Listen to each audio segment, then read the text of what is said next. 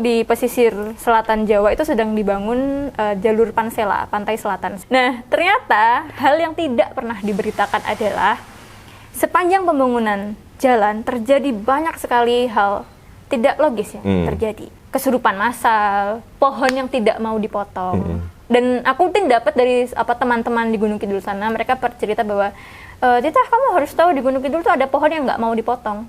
Bukan tidak bisa, tapi mereka tidak mau. Sebagaimana pohon ini, seolah-olah pohon ini punya agensi gitu. Cerita-cerita ini tuh beneran terjadi, dialami oleh orang-orang. Kalau dalam liputan itu, aku akhirnya memaknai bahwa ini tuh suara alam dalam merespon pembangunan. Narasi tentang pembangunan itu yang terlibat tidak hanya manusia. Hal-hal mistis ini adalah respon mereka. Dan menurutku itu suara yang valid.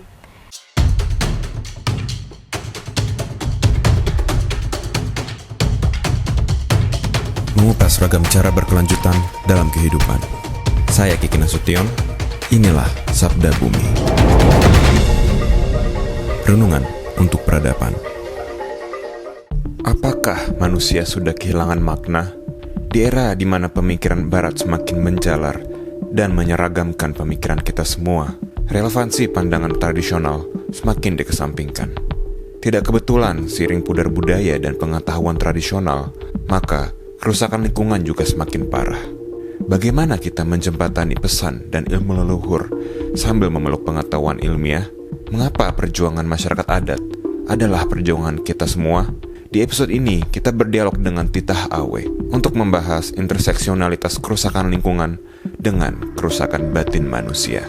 Kita akan membedah perjalanan karir jurnalis Titah dalam upaya dekolonialisasi pemikiran barat untuk dapat melihat relevansi pengetahuan tradisional di era modern, dan juga mencari makna baru untuk generasi muda dalam meneruskan narasi perjuangan menjaga alam dan kembali ke akar. Halo semua, selamat datang di Sabda Bumi. Kali ini kita berada di Jogja untuk bertemu dengan Titah Awe. Oke, Titah ini adalah seorang jurnalis lepas juga, seorang storyteller. Episode ini spesial karena episode ini juga sebuah kolaborasi dengan Project Multatuli. Sebenarnya kenapa aku datang ke Jogja untuk bertemu Titah? I love your work pertama. Titah juga salah satu memang cara tulisan dia yang seimbang, melihat mitos dan logika itu bisa berjalan seimbang gitu kan. Dan aku yang baca di buku Titah di Parade Hantu Siang Bolong kan. Itu yang membuat perjalanan Sabda Bumi itu sendiri, kita mencoba mengeksplor bisa nggak sih mitos dan logika itu berbarengan gitu loh, tanpa mengorbankan satu sama lain. So, sebelum kita bahas itu, untuk penonton kita yang belum tahu Titah Awe, siapakah Titah Awe? Oke. Aku Titah Awe, jurnalis lepas, penulis lepas. Aku bekerja sehari-hari dari Yogyakarta. Banyak menulis soal isu mitos dan lokalitas, seperti yang kamu bilang tadi. Aku tertarik dengan hal seperti itu. Terus sehari-hari mengerjakan artikel feature, paling banyak investigasi soal itu tadi. Lately aku mengerjakan liputan-liputan yang ada singgungannya dengan isu ekologis, terus bagaimana masyarakat adat membicarakan misalnya krisis iklim, membicarakan dinamika antara kepercayaan mereka dengan modernitas, hal-hal seperti itu. Apa sih titik balik Titah menemukan realisme magis yang Titah gaungkan dalam cara penulisan Titah gitu kan? Gimana Titah nggak melihat mitos itu sebagai sesuatu yang asing, tapi itu sebenarnya memang sebuah keseharian dan nggak pernah terpisahkan dengan kehidupan manusia gitu kan. What's your turning point akhirnya bisa menjadi Titah yang sekarang gitu? Atau memang ada pola dari kecil atau gimana? Jadi aku tuh tumbuh besar di Tulungagung, itu kota kecil, bisa dibilang rural. Terus cerita-cerita yang kita sekarang sebut realisme magis itu sangat umum, ku alami sehari-hari. Bukan saja ku lihat, tapi ku alami. Kayak pas dulu sekolah ada teman sebangkuku yang tiba-tiba kesurupan, ada tetanggaku yang hamil terus tiba-tiba hilang bayinya. Cerita soal santet, kirim-kiriman, soal susuk, soal hal-hal semacam itu. Nyi Roro Kidul itu sangat populer karena Tulungagung itu pantai selatan Jawa. Dan itu sangat dipercaya. Aku tidak boleh ke pantai menggunakan baju hijau seumur hidupku, tidak pernah, karena itu pantangan utama kalau kita ke pantai selatan Jawa, memakai baju hijau itu Nyi Roro Kidul akan suka dan kita akan diambil katanya. Hal seperti itu tuh sangat menumbuh di aku dari kecil gitu, kepercayaan itu. Nah, tapi kemudian pas aku kuliah di komunikasi UGM karena memang sudah terbayang pengen jadi jurnalis gitu sejak SMA. Nah, Aku dulu awalnya sih sebenarnya sebelum menulis ini, aku tuh jadi jurnalis musik. Dulu aku punya satu majalah musik independen yang aku bangun bersama beberapa teman kuliah, namanya Warning Max. Aku nulis musik itu dari tahun 2012 sampai 16 kalau nggak salah. Nah, kalau di jurnalis musik itu, jurnalisme musik dan musik sendiri adalah industri yang sangat urban gitu. Pusat industrinya tuh di Jakarta. Pengetahuannya tuh sangat urban gitu. Nah, jadi kayak dulu tuh sangat umum kalau kita nulis musik tuh referensi musiknya tuh harus luas. Dan sangat awam untuk bilang misalnya, oh ini riff gitar ini mirip dengan riff gitar something. Yang aku tuh tidak punya pengetahuan itu, karena aku tumbuh di Tulungagung, tidak pernah ada konser di sana, toko musik cuma ada satu, bapakku cuma dengerin Iwan Fals Gombloh, mbakku cuma dengerin Westlife, Backstreet Boys, sangat minim referensi musikku. Di satu titik aku merasa, apa ya yang aku tuh nulis, aku enjoy dan idenya tuh ada di sekitarku dan banyak. Dan saat itu ada kegelisahan sendiri ketika aku melihat jurnalisme di Indonesia, kok melulu hal-hal yang diceritakan itu yang logis-logis aja. Dalam arti, ini nih misalnya di Tulungagung ada kejadian kesurupan massal. Karena misalnya pembangunan sebuah jalan yang harus memotong pohon atau apa gitu. Kenapa itu tuh nggak pernah masuk ke berita? Yang diberitakan adalah pembangunan ini nanti manfaat ekonominya apa, gitu-gitulah, dampak sosialnya apa. Tapi dampak itu tadi, peristiwa realisme magis itu nggak pernah masuk di berita. Padahal itu terjadi. Itu kita sebagai masyarakat Tulungagung dan mungkin di banyak daerah lain juga mengalami hal seperti itu. Tapi kenapa jurnalisme tidak bisa menceritakan itu gitu? Cerita-cerita seperti itu hanya kita ceritakan sebagai fiksi. Kalaupun itu masuk di koran-koran, biasanya diceritakan dengan cara yang bombastis atau cara-cara yang membuat peristiwa itu terlihat seperti itu kepercayaan orang-orang gila atau gimana sih masih percaya seperti ini gitu. Padahal menurutku dan aku sendiri mungkin pas itu punya kesadaran bahwa ini tuh nggak peristiwa-peristiwa apa yang kita sebut hantu, yang kita sebut kesurupan massal, itu tuh menyimpan sesuatu yang lebih bermakna gitu loh, daripada sekedar peristiwa aneh yang terjadi di masyarakat tradisional. Dan di satu titik aku merasa bahwa kalau di musik aku ngejar-ngejar orang urban, ketika aku reclaiming bahwa oke, aku tuh dari rural, ini tuh cerita sehari-hari dan realisme magis itu bagian dari realitas yang aku hidupin. Aku jadi tidak harus menjadi orang lain untuk jadi jurnalis gitu loh. Jadi kalau ada jurnalis dari misalnya urban yang pengen nulis ini juga, jadi gantian posisinya. Mereka yang harus ngejar-ngejar pengetahuanku yang sudah ada sejak kecil gitu. Jadi ini adalah isu yang paling aku tahu, isu yang paling aku tertarik dan sampai sekarang akhirnya menulis soal mitos dan lokalitas. Wow, menarik. Mungkin aku pengen tahu juga ya, maksudnya sebenarnya definisi realisme magis itu apa sih gitu? Mungkin juga penonton mungkin belum tahu belum dekat dengan istilah itu. Nah, aku sendiri dulu pertama tahu tuh justru dari sastra. Dari pas aku dulu baca Lelaki Harimaunya Eka Kurniawan, terus yang mungkin paling identik dengan terma realisme magis tuh Gabriel Garcia Marquez, 100 Years of Solitude. Itu tuh adalah cerita-cerita, kalau dalam sastra itu adalah cerita-cerita di mana hal yang magis, yang tidak masuk logika, itu tuh diterima sebagai bagian dari realitas sehari-hari. Seolah-olah itu tuh normal-normal aja. Dan itu persis dengan apa yang terjadi di Tulungagung dan di mungkin kota-kota lain, di daerah-daerah lain di Indonesia, apalagi di masyarakat adat, cerita-cerita seperti itu tuh hal yang biasa. Mungkin Kiki juga tahu kalau lagi ngobrol dengan banyak masyarakat adat, hal-hal yang tidak logis itu diceritakan dengan biasa aja gitu loh, bagian dari keseharian. Itu dia realisme magis.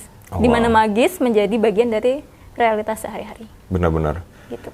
Menurut Tita lah, maksudnya ketika kita masyarakat urban kan juga termasuk yang salah satu sudah mengesampingkan mitos gitu kan. Kita menjunjung logika, which is logika nggak salah sebenarnya gitu kan. But what happened ketika kita mitos itu tidak ada lagi gitu loh? Pertama-tama mungkin ini aku juga mungkin terlalu simplifying banyak hal, tapi di kepalaku itu adalah dari awal kita sudah tahu logos dan mitos itu dua cara pikir yang harusnya kita pegang bersamaan, bukan sebagai evolusi cara berpikir, tapi memang dari yang logos kita mendapat berbagai pemikiran practicality, kita dapat itu dari logos, sementara mitos itu kita dapat wisdom, kita dapat interconnectedness gitu dari wisdom, dari mitos. Nah, yang terjadi ketika kita tidak lagi memakai mitos, ya kita glorifying logos dan kita memikirkan atau mengolah hal-hal yang seharusnya kita pakai mitos ini dengan logos yang jadinya nggak cocok gitu ya.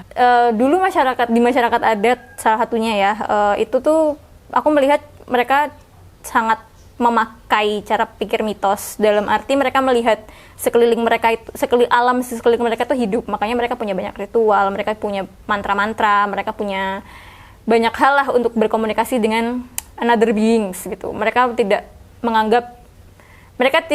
dalam level tertentu tidak antroposentris ya. Jadi pembentuk narasi mereka itu tidak cuma manusia, tapi pohon juga punya suara, punya agensi, gunung, laut semuanya punya. Aku melihat masyarakat adat itu cara hidupnya tuh lebih connect dengan ruang hidup mereka gitu loh, lebih connect dengan alam, dengan lingkungan sekitar. Ini yang mungkin kalau mitos ini dicabut, kita bisa lihat misalnya masyarakat modern sekarang yang terlalu mengglorifying logos, itu tuh tidak ada koneksi itu lagi gitu. Jadi mereka melihat alam sebagai objek yang mati, manusia sebagai satu-satunya pembentuk narasi hidup, yang artinya manusia punya kuasa terhadap apapun yang di sekitarnya yang mati. Jadi muncullah intensi untuk misalnya eksploitasi, mengkontrol, mengambil, tidak memikirkan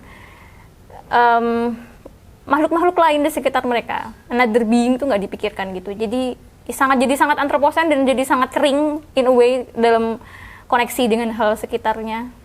Ketiadaan mitos mungkin secara nyata kita bisa lihat sekarang krisis iklim di mana-mana ya, karena kita sudah tidak lagi peduli dengan misalnya kalau di Jawa Danyang, penunggu-penunggu gunung, penunggu-penunggu hutan yang kita mau ngeruk tambang, kita mau buka lahan sawit segede apa juga kita tidak lagi peduli itu terhadap hal-hal karena tidak adanya mitos. Benar. Apa yang kita sebut mitos, realisme magis itu lahir dari alam yang sehat. Tanpa lingkungan yang terjaga, itu tuh nggak lahir mitos, nggak akan ada budaya, nggak akan ada tradisi yang melahirkan cerita-cerita dan pemaknaan-pemaknaan yang dia sifatnya mitos gitu tidak akan ada. Jadi mustahil ngomongin mitos tanpa kemudian ngomongin ekologi. Benar. Itu yang membuat kenapa kalau kita lagi ngomongin mitos itu pasti jatuhnya tuh ke konservasi biasanya. Karena kalau alamnya rusak, mitos pun rusak. Kalau mitosnya rusak, alamnya rusak. Itu dua hal yang berkaitan menurutku. Salah satu perwujudan cara pikir mitos misalnya sesajen gitu ya. Dipakai untuk ritual misalnya oleh teman-teman penghayat kepercayaan. Mereka biasanya kalau beribadah tuh ada sesaji, ada dupa. Nah, sesimpel sesaji itu aja, itu tuh kan sebenarnya menyimpan, itu representasi kekayaan biodiversitas sekitarnya kan. Karena ada 7 bunga, dan 7 bunga itu nanti tumbuh di mana, bunganya apa aja. Terus misalnya dupa itu dari tanaman apa. Nah, kalau lingkungannya rusak, biodiversitasnya rusak, nggak akan ada sesajen yang lengkap ini. Dan kalau ritual itu terjaga, otomatis orang-orang butuh melestarikan tanaman-tanaman ini untuk ritual mereka, otomatis biodiversitasnya juga terjaga. Gitu. Jadi aku menyadari betapa dekatnya cara pikir mitos ini dengan isu ekologi. Wow. Sebenarnya kan kalau kita bicara ini ke masyarakat adat atau orang-orang yang memang masih mempraktekkan ini sebuah biasa aja gitu, sama conversation sehari-hari sambil ngopi gitu kan. Tapi kan kita kan juga termasuk Sabda Bumi ini sendiri gitu kan. Kita kan sebenarnya tujuan ini kan menariskan ini ke masyarakat urban yang sangat susah sekali kita ketuk kadang dengan, karena mereka masih memegang logos lah gitu kan ibaratnya, dan melihat mitos itu semakin sesuatu yang tidak relevan gitu kan. Dari perspektif dan ranah Tita lah gitu, gimana ya tantangan Tita, dan gimana ya maksudnya kita menjembatanin narasi mitos dan logika ini tapi untuk orang urban gitu loh, agar diterima sebenarnya. Bagaimana ya Kak? Aku mungkin dari Tita dulu, ranahku ya, ranah Tita sebagai jurnalis. Nah, itu salah satu tantangannya memang begitu. Jadi tantangannya adalah bahwa jurnalisme itu sendiri dibangun atas dasar fakta. Jadi salah satu value produk jurnalisme adalah fakta gitu. Nah, sementara kita harus bertarik ulur nih, yang fakta itu yang seperti apa gitu. Apakah hal-hal realisme magis itu fakta, dan apakah fakta itu hanya hal-hal yang kita lihat. Padahal dunia ini kan dibangun lebih banyak dengan hal-hal yang tidak terlihat ya, dalam banyak arti. Tantangan yang selalu aku rasakan adalah aku harus verifikasi. Kalau misalnya aku lagi reportase soal hal seperti ini, Device mungkin salah satu contohnya, aku pernah nulis soal pesta antar dimensi ada tradisi ebek Banyumasan, itu tradisi di mana anak-anak muda setiap minggu mungkin atau setiap apa tertentu mereka mengadakan pentas ebek jaranan. Nah, di akhir pentas yang membedakan itu dari jaranan lain adalah mereka akan kesurupan bareng-bareng. Ada ritual memanggil roh untuk mereka kesurupan for the sake of fun. Jadi kalau dan kesurupannya tuh namanya indang, roh-roh halusnya tuh namanya indang, dan mereka tuh mencari indangnya masing-masing. Sebagaimana anak-anak kota mencari Pokemon pas zaman tren Pokemon Go. Jadi kalau Kiki mau kesurupannya keren, ya kamu harus cari indang yang stratanya tuh tinggi. Rare Pokemon. Rare Pokemon, betul. Dan itu menjadi currency sosial mereka. Oh wow. Jadi di Banyumas tuh anak-anak yang kesurupannya itu bisa kesurupan harimau, kesurupan apa itu di tongkrongan tuh kayak wah keren banget loh gitu. Sementara yang kesurupannya misalnya monyet atau apa itu dia cupu gitu. Jadi bagaimana sesantai itu Relso Magis. Pas liputan yang Banyumas itu aku ditanya ada tuntutanku sebagai jurnalis untuk mempertanyakan bener nggak si anak ini kesurupan. Bener nggak rohnya ini? Nah, bagaimana caranya aku membuktikan gitu kan? Itu jadi satu tantangan tersendiri. Di liputanku yang lain, di Project Multatuli, salah satu juga media yang mewadahi cerita-cerita seperti ini, aku pernah liputan tahun lalu soal judulnya Pohon Batu dan Hantu-Hantu. Itu aku meliput fenomena. Jadi kalau teman-teman Kiki dan teman-teman tahu, di pesisir selatan Jawa itu sedang dibangun jalur pansela, pantai selatan, seperti bagaimana Pantura. Nah, di proses pembangunannya ini di Gunung Kidul harus memotong banyak bukit karena Gunung Kidul kan dia bukit-bukit gitu kan, karang-karang gitu. Nah, untuk membangun jalan ini harus dipapras, harus dibelah nih gunungnya.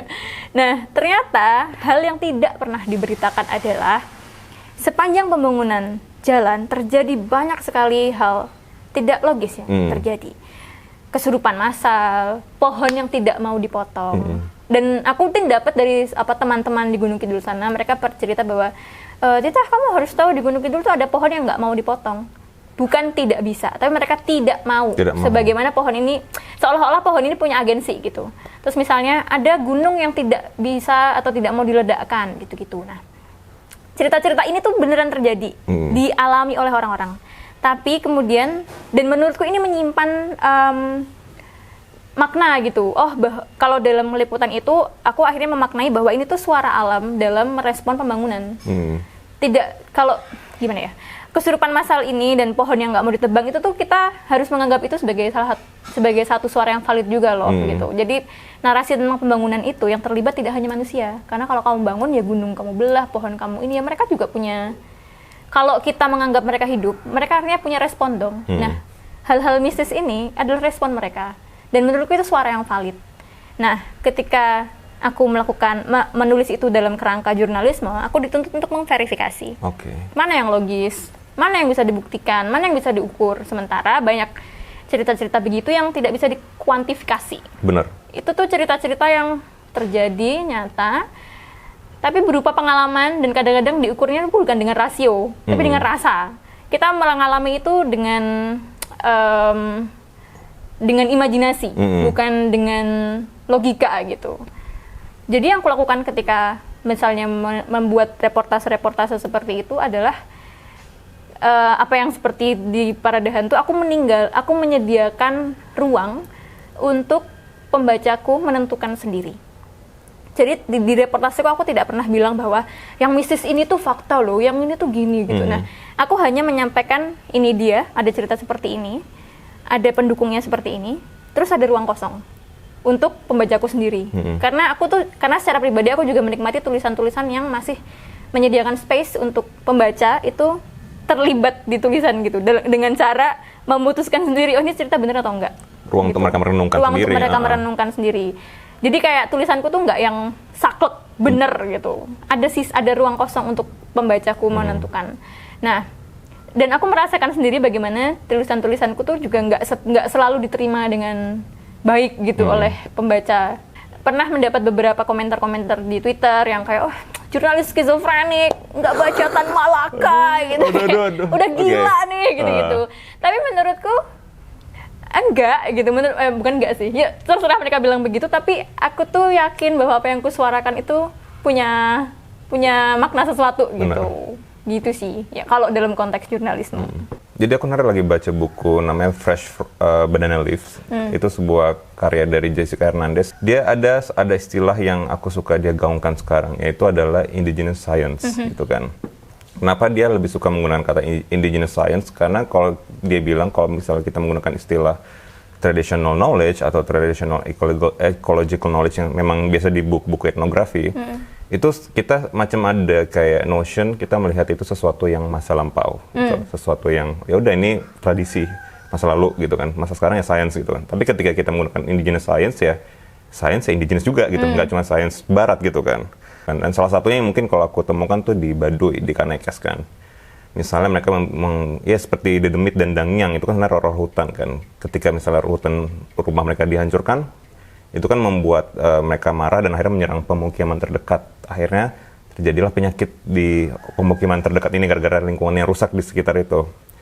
Bagi mereka itu konsep wabah mereka gitu kan. Jadi mungkin kita bilangnya virus, mereka bilangnya Dangyang. Hal-hal seperti itulah gitu kan yang aku akhirnya menemukan ternyata even sebelum sains menggaungkan pandemi, wabah, masyarakat adat ataupun yang leluhur kita sudah menggunakan mitos itu sebagai ilmu gitu kan. It's a science as itself gitu, tanpa harus diverifikasi dengan data atau pemikiran barat. Ada nggak cerita-cerita yang kita temukan kayak gitu ya? Nah, ada satu hal lagi yang aku pernah temui di Gunung Kidul, walaupun bukan masyarakat adat sebagaimana masyarakat adat ya, tapi di Gunung Kidul tuh masih banyak masyarakat yang menggunakan indigenous science. Salah satu bentuknya adalah papan tatal pawukon. Jadi itu ada satu papan gitu, bisa di-insert gambarnya nggak sih nanti? Papan tatal.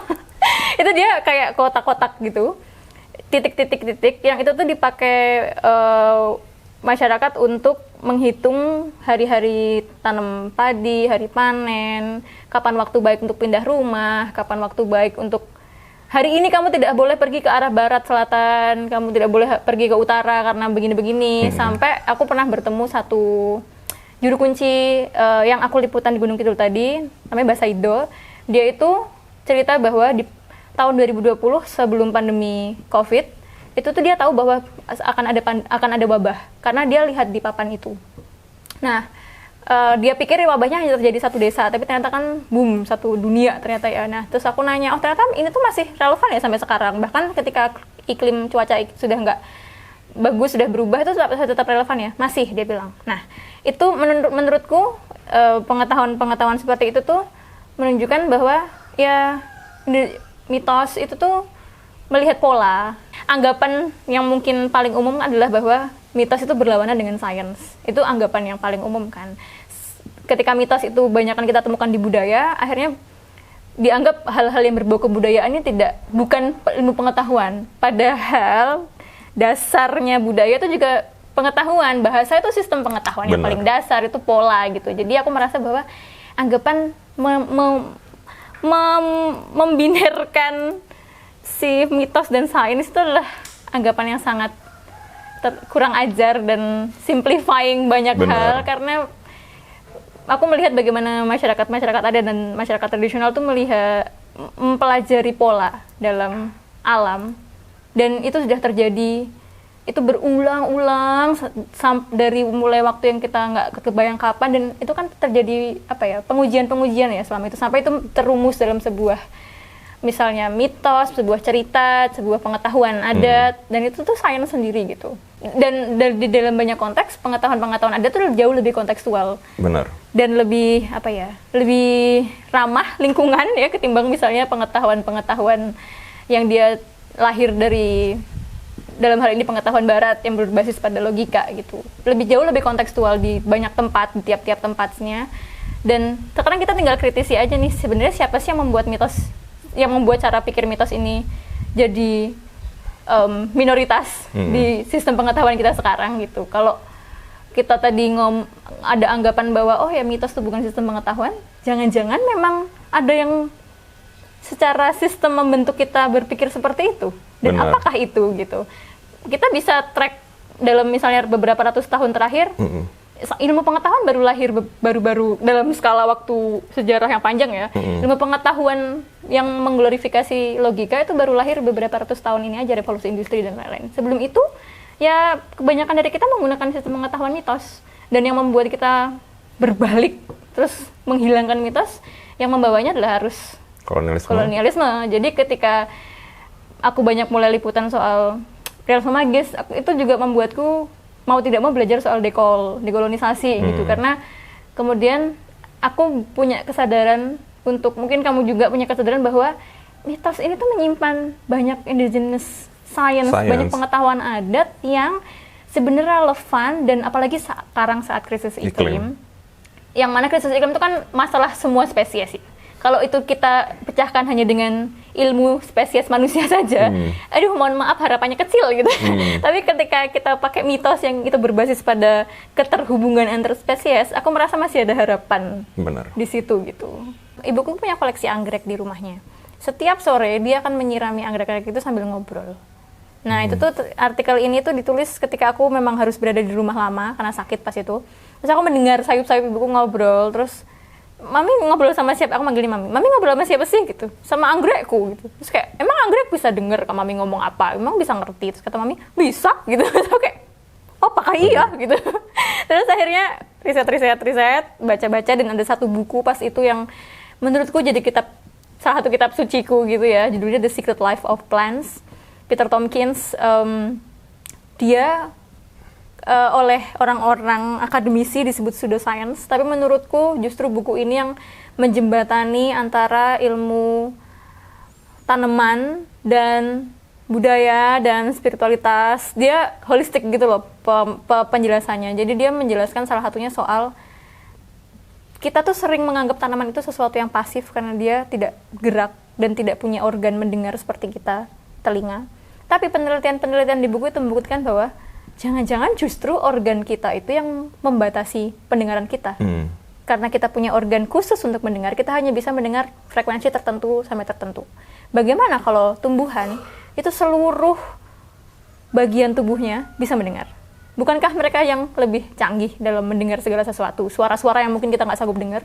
Itu tuh buku itu membalik persepsiku soal apa sih yang pasif dan yang tidak, apa sih yang hidup, apa yang kita anggap hidup dan apa yang kita anggap tidak. Dan itu seperti yang kamu ceritakan tadi juga, itu sudah dilakukan oleh masyarakat adat kita di mana-mana. Di Jawa sendiri aku tahu ada mantra. Kita kalau di Baca Kata kita mengenal mantra ya. Nyanyian mantra itu biasanya dinyanyikan dan mengandung musik juga kan dalam arti tertentu. Dan mantra-mantra itu diucapkan untuk tujuan-tujuan tertentu. Mereka punya fungsi-fungsi tertentu yang ada efeknya di realitas gitu. Di Jawa kalau mau wayangan ada satu mantra yang disebutkan Ong Wilaheng dan lain-lain. Ibuku pun secara pribadi itu mewariskan satu mantra keseharian sih untukku, kalau harus aku ucapkan ketika aku mau ngapain aja. Misalnya mau liputan, mau apa tuh aku akan mengucapkan itu. Di banyak masyarakat adat juga lagu-lagunya tuh, kemarin di Ambon aku belajar bahwa mantra-mantra mereka itu biasanya ada polanya gitu. Jadi kata-katanya sedikit, repetitif, terus mungkin aku nggak tahu, mungkin ada penelitian yang harusnya bisa membuktikan frekuensi kenapa mantra-mantra tertentu tuh punya, atau lagu-lagu tertentu punya efek ke kita karena frekuensi bunyinya. Dan sekarang kan lagi ngetren ya kayak sound healing gitu. Frekuensi. Itu tuh juga mungkin menggunakan prinsip yang sama sih sebenarnya dengan apa yang dibahas di buku itu, bagaimana musik ini bisa punya efek ke kita langsung. Dan musik juga bukan punya kita doang gitu, musik punya semua makhluk lain. Benar. Aku melihat sekarang pola-pola di dunia ilmiah ya, sains itu sekarang tuh semakin memvalidate gitu ilmu-ilmu indigenous gitu kan. Salah satunya tuh yang aku sekarang suka tuh Susan Simard, Finding the Mother Tree kan. Tapi yang aku suka dari penelitian dia itu, akhirnya gara-gara berkat penelitian dia melihat ternyata pohon tuh memang berkomunikasi kan melalui sebuah jaringan jamur yang di bawah tanah, mycorrhiza gitu kan. Dan akhirnya semenjak penemuan ini di buku dia ini juga, akhirnya itu menjadi sebuah turning point di dunia sains. Ternyata pohon tuh memang bisa ngomong, communicate gitu, nurturing gitu dengan pohon yang lebih gede, itu sebagai sosok ibu yang menurturing pohon-pohon kecil gitu kan. Which sebenarnya di masyarakat adat sudah lama. Aku tuh nggak kemudian meminggirkan sains. Aku tuh merasa bahwa sebenarnya mitos dan logos itu kayak bahasa untuk kita mengerti alam aja nggak sih? Benar. Kita tuh lebih pakai bahasa yang mana untuk mengerti apa yang terjadi di sekitar kita gitu kan. Kayak tadi pohon ngomong gitu kan, orang masyarakat itu paling ngomong pohon ini bisa ngomong loh. Ternyata sains menerjemahkan itu dalam ada jamur-jamur nih, ada miselium yang menganggap mereka. Nah, yang Tita pelajari lah gitu kan. Kenapa masyarakat urban, masyarakat kota tuh kita mulai melihat mitos itu sesuatu yang horor?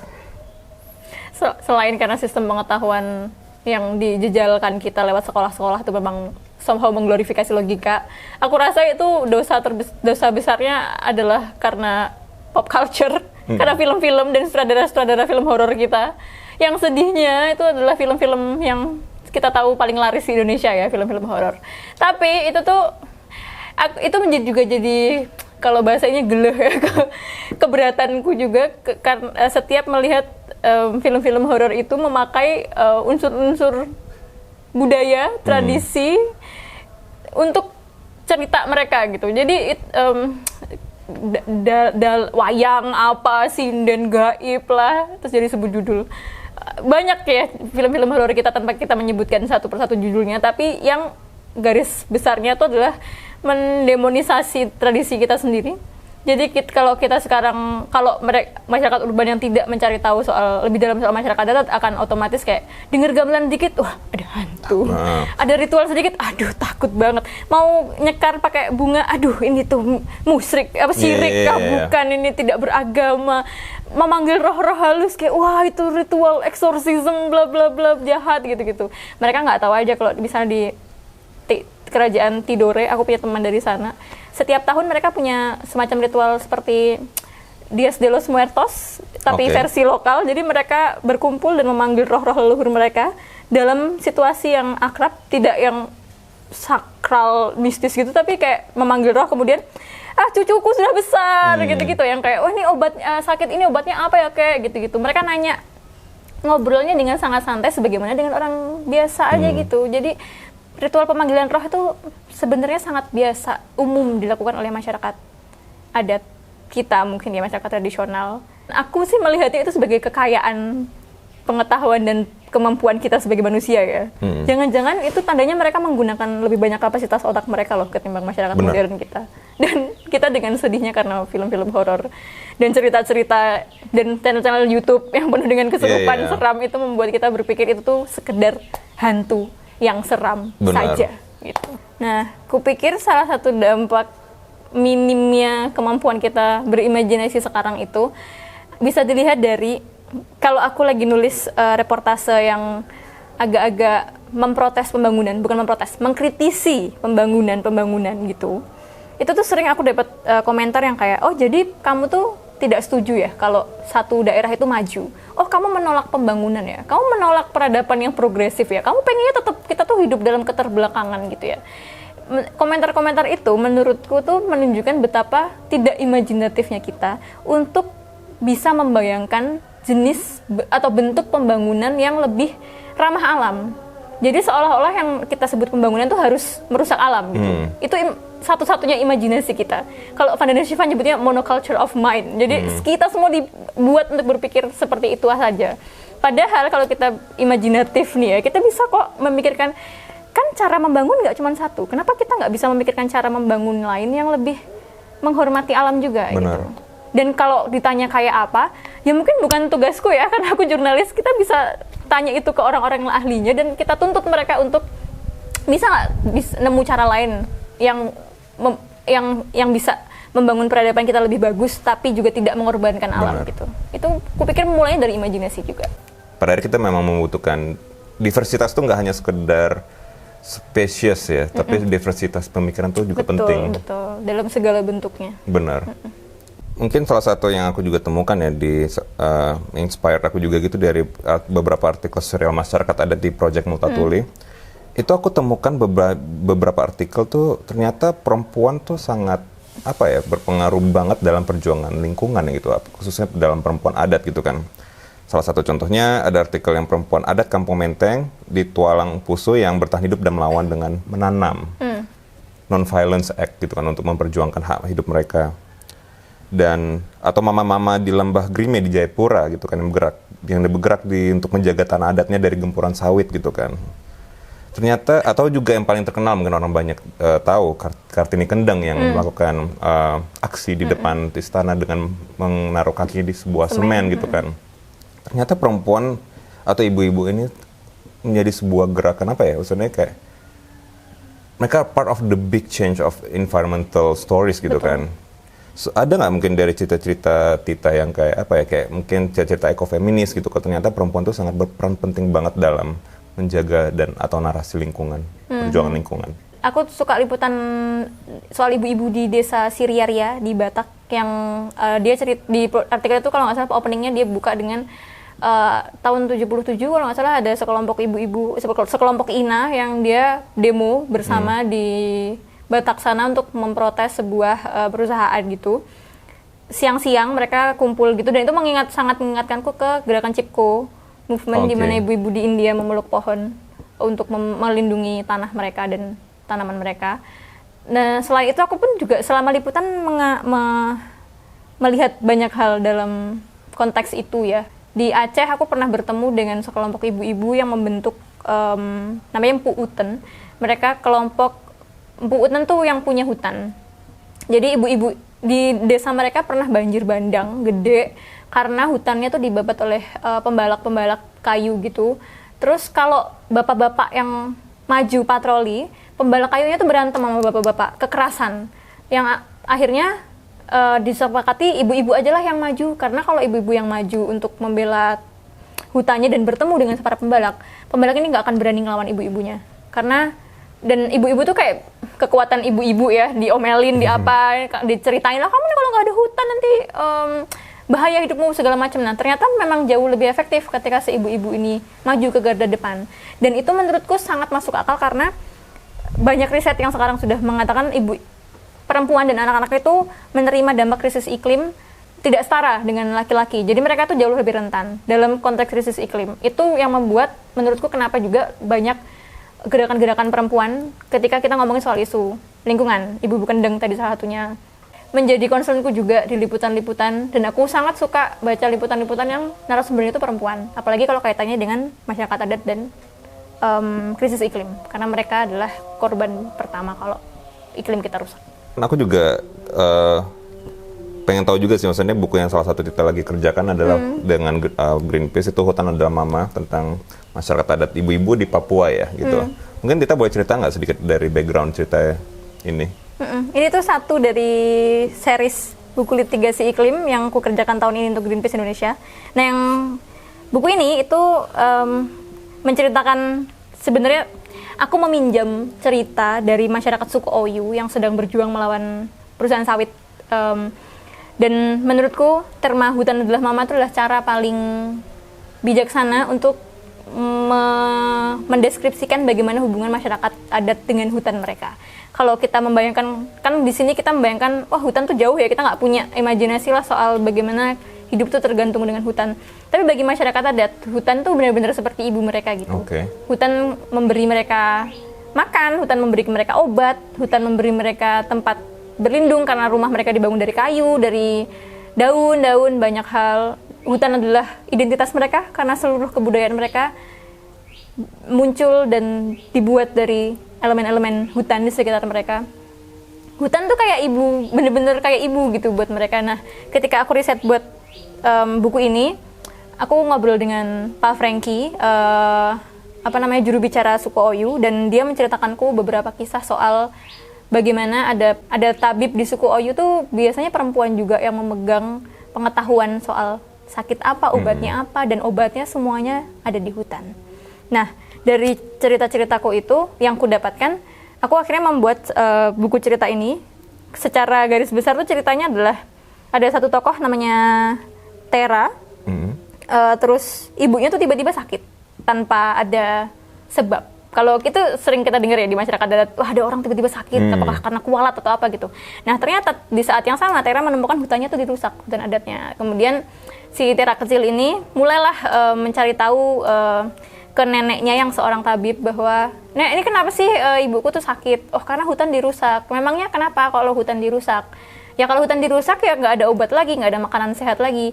Dan kalau hutan rusak manusia sakit itu tuh bisa kita pahami dari dua sisi, baik sains atau mitosnya.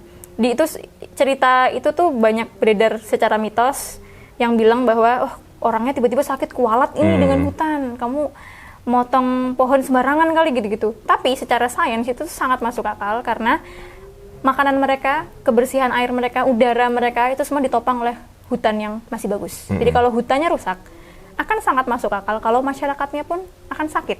Secara fisik, secara mental, secara semuanya gitu. Semua terhubung. Semua terhubung bagi mereka. Nah, di akhir aku tuh di buku ini cerita soal sasi, tradisi sasi. Yang mungkin itu juga bagi masyarakat modern dirasa tidak efektif karena kemudian sasi itu menuntut kita untuk mendiamkan hutan, memberi jeda pada hutan dalam kurun waktu tertentu supaya jadi nggak boleh berburu di sana, nggak boleh ngambil apapun di hutan. Kan kalau di masyarakat modern, kenapa? Kita kan bisa kalau ambil semuanya ya kita ambil semuanya gitu kan. Tapi di banyak masyarakat adat Indonesia tuh punya yang namanya sasi. Jadi Di bagian timur di bagian timur, jadi nggak boleh memberi jeda lah intinya ke laut, ke hutan mereka gitu-gitu. Nah, karena sasi itu jadi hutan kembali lestari dan ketika hutan lestari, obat tuh muncul lagi. Wow. Obat itu, hutan yang lestari bisa mengobati manusia yang hidup di dalamnya gitu sih. Jadi inti ceritanya itu adalah itu. Menceritakan tentang narasi lingkungan tuh kan kadang draining ya. Maksudnya kita udah lihat data-data di yang sekarang tuh maksudnya kita menuju kepunahan dan it's getting worse. Dan I think it's very hard for us to find hope. I wanna know from your own personal personal story tuh. Why keep going? Karena menurutku semua hal yang kita bicarakan di era modern ini tuh dasarnya adalah lingkungan yang masih berfungsi, bukan sehat lagi nih, berfungsi. Ini udah berfungsi. Dan kita tuh sedang diambang bumi yang sudah hampir tidak berfungsi gitu. Jadi kupikir ngomongin ekologis itu dasar dari semua isu yang lain. Kamu nggak bisa ngomongin seni rupa, kamu nggak bisa ngomongin wacana-wacana intelektual whatsoever ketika dunia ini rusak gitu. Dan parahnya sekarang tuh lebih mudah membayangkan akhir dunia ketimbang akhir kapitalisme. Jadi benar sekali, drainingnya tuh benar sekali. Jurnalisme ini adalah pekerjaan yang suram karena liputannya juga kadang-kadang konflik terus. Tapi mungkin yang membuatku terus melakukan ini adalah karena itu aku merasa ini tuh penting dan nggak banyak dibahas. Ini tuh isu yang penting tapi somehow orang-orang nggak semuanya peduli. Jadi menurutku aku harus berkontribusi di bidang itu karena itu yang aku bisa dan aku peduli. Setiap kali aku ketemu narasumberku yang melakukan banyak hal baik juga, aku tuh selalu nanya ke mereka exactly apa yang kamu tanyakan. Dan jawaban mereka adalah hal yang akan aku tiru, yaitu aku keep going day by day. Jadi aku mengusahakan hari ini jadi baik, aku mengusahakan besok jadi baik, besoknya lagi jadi baik, gitu aja terus. Karena kalau kita memikirkan fokus ke hal yang besar, yang suram tadi, kayaknya mentalku tidak kuat duluan deh, gitu deh. Jadi kupikir, mari kita menjadi spiritualis, tapi juga tetap kritis. Wow, gitu. Seimbang mitos dan logos. Yes, seimbang. Bukan meninggikan salah satunya, tapi kita seimbangkan dua itu. Wow, kerusakan alam terjadi di bumi ini kan ada juga karena kita lupa kan arti cukup kan. Kita kehilangan sebuah makna tradisi yang memang untuk ngebatasin gitu kan. Kita nggak mengenal batas lagi gitu kan. So I want to know from your perspective gitu kan. Apa arti cukup bagi seorang Tita? Cukup itu buatku adalah memahami dan mengingat bahwa ada kekuatan lebih besar di dunia ini yang bekerja dan aku hanyalah bagian kecil dari situ. Dan makanya aku kontrol apa yang bisa aku kontrol dan sisanya aku biarkan itu menjadi bagian dari sesuatu yang lebih besar itu tadi. Dialog dengan Tita membuat saya sadar bahwa keberagaman pemikiran sama pentingnya dengan keberagaman hayati. Di masa modern sekarang, sering sekali kita dipaksa untuk melihat dunia hanya dengan satu pandangan yang seragam. Ada istilah biocultural diversity, sebuah istilah yang menggambarkan bagaimana lingkungan dan tradisi sangat berkaitan dalam keseimbangan seutuhnya. Seperti data dari Terra Lingua, hilangnya cara pandang dari sebuah tradisi masyarakat adat, maka kerusakan lingkungan pun terjadi. Mitos dan logika saling berhubungan. Mungkin seperti kata Tita, Untuk manusia sepenuhnya memulihkan keterhubungan dengan alam, kita harus kembali melihat dunia dengan rasa.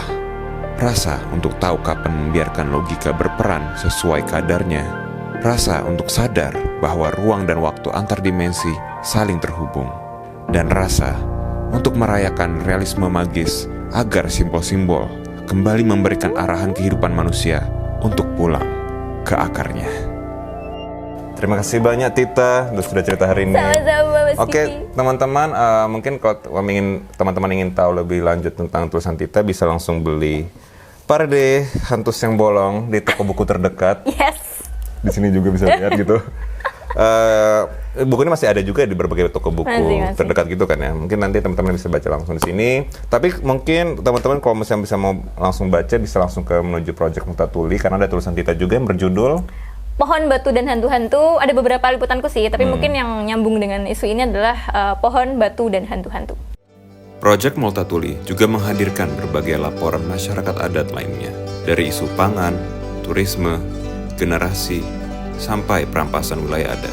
Di era krisis iklim ini, narasi masyarakat adat semakin relevan. 80% biodiversitas bumi ini dilindungi oleh masyarakat adat. Apa yang terjadi terhadap masyarakat adat akan mempengaruhi eksistensi kita semua. Kunjungi serial masyarakat adat di website Project Multatuli untuk membaca lebih lanjut.